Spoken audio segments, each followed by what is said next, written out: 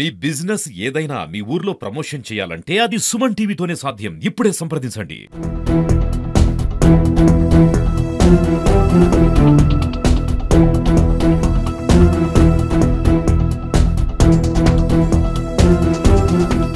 పల్లిలో ఈరోజు చెంచు తాండాలో ఒక హత్య జరిగింది. దాంట్లో అంకన్న అనే అతను చనిపోవడం జరిగింది. అంకన్న 25 సంవత్సరాల వయసు ఉండిద్ది. అతను ఈరోజు ఉదయం కుంటకి దోంతెర కర్రలు అమ్ముకోవడానికి వెళ్ళారు.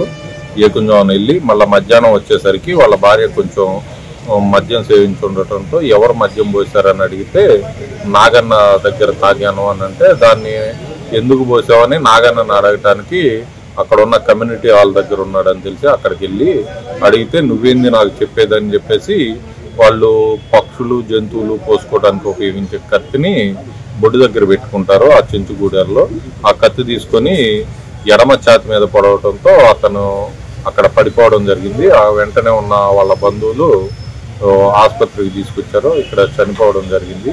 దాని మీద మాకు సమాచారం అందిన వెంటనే మేము ఆసుపత్రికి వచ్చి డెడ్ బాడీని పరిశీలించాము. కేసు నమోదు చేసి ముద్దాయి కోసం వెతుకుతున్నాము.